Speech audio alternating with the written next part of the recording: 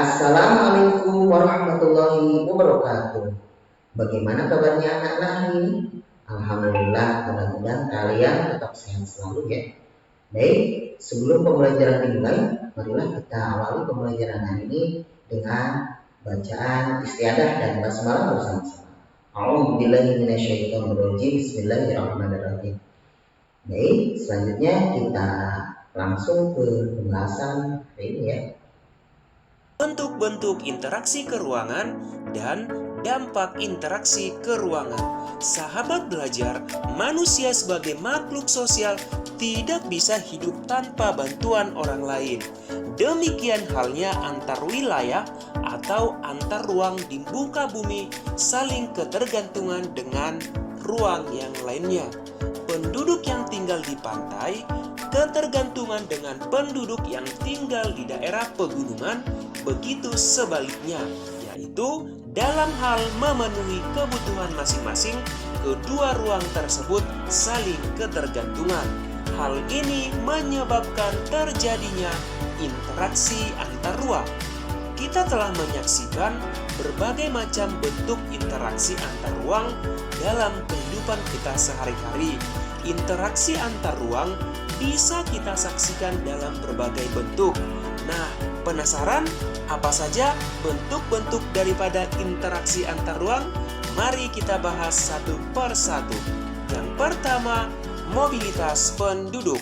Mobilitas penduduk adalah bentuk interaksi antar ruang dalam bentuk pergerakan dan perpindahan manusia dari satu ruang ke ruang lainnya. Contohnya ada urbanisasi, imigrasi, transmigrasi, perjalanan ke tempat kerja, perjalanan ke tempat wisata.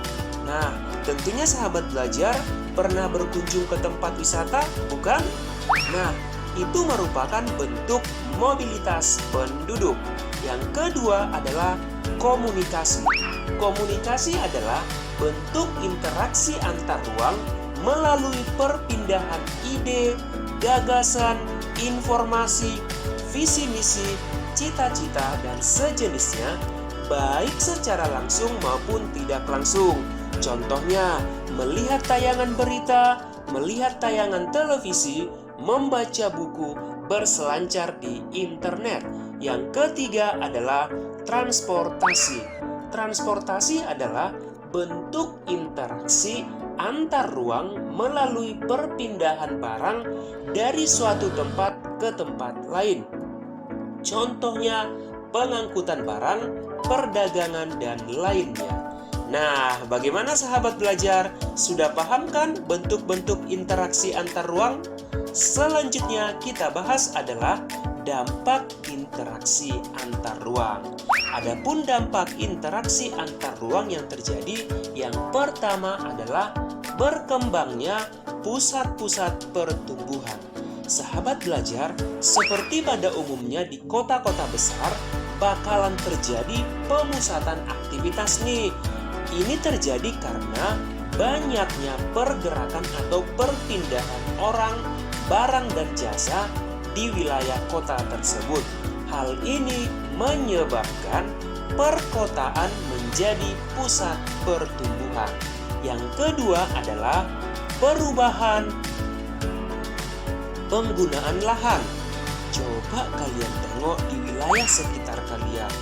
Apakah ada pembangunan di sebuah lahan kosong?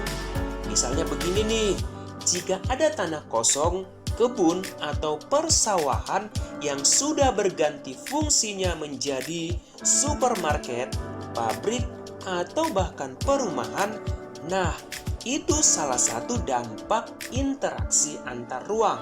Kita bisa menyebutnya sebagai alih fungsi lahan. Alih fungsi lahan dapat diartikan sebagai bergantinya fungsi sebuah lahan untuk menampung aktivitas kegiatan manusia. Nah, cukup jelas ya dampak perubahan penggunaan lahan tersebut. Yang ketiga adalah perubahan orientasi mata pencaharian. Sahabat belajar, coba kamu perhatikan deh, di kota-kota besar itu pasti dihuni dengan orang-orang yang memiliki pekerjaan yang beragam.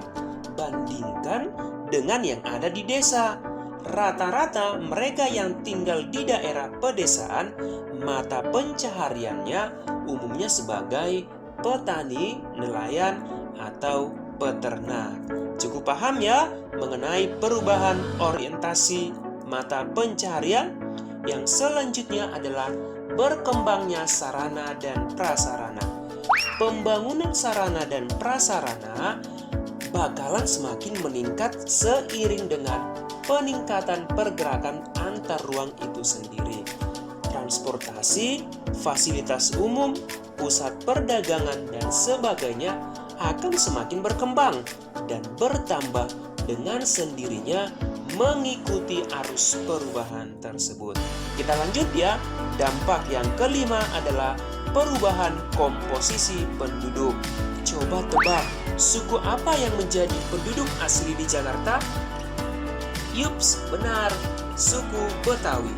Tapi keberadaan suku Betawi sekarang sudah menyebar, bahkan pindah ke daerah pinggiran Jakarta. Ini karena banyaknya orang dengan latar belakang suku, budaya, etnis, dan sebagainya yang berbondong-bondong datang ke Jakarta. Akibatnya yaitu tadi, awalnya kebudayaan di Jakarta relatif seragam, sekarang berkembang menjadi beragam kebudayaan. Dampak yang keenam adalah perubahan sosial budaya.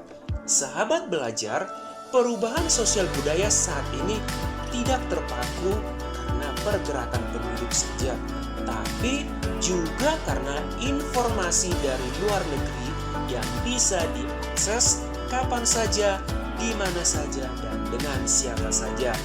Contoh gampangnya, kita menemukan banyak sekali gaya-gaya busana artis-artis Korea yang ditiru remaja saat ini. Ayo, di antara sahabat belajar, ada yang mengidolakan artis Korea?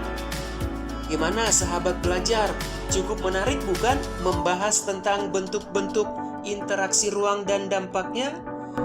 Nah, bagaimana pembelajaran hari ini anak-anak? Mudah-mudahan bisa dipahami ya. Oke, sebelum kita tutup, marilah kita membaca hamdalah bersama-sama. Alhamdulillahirrabbilalamin.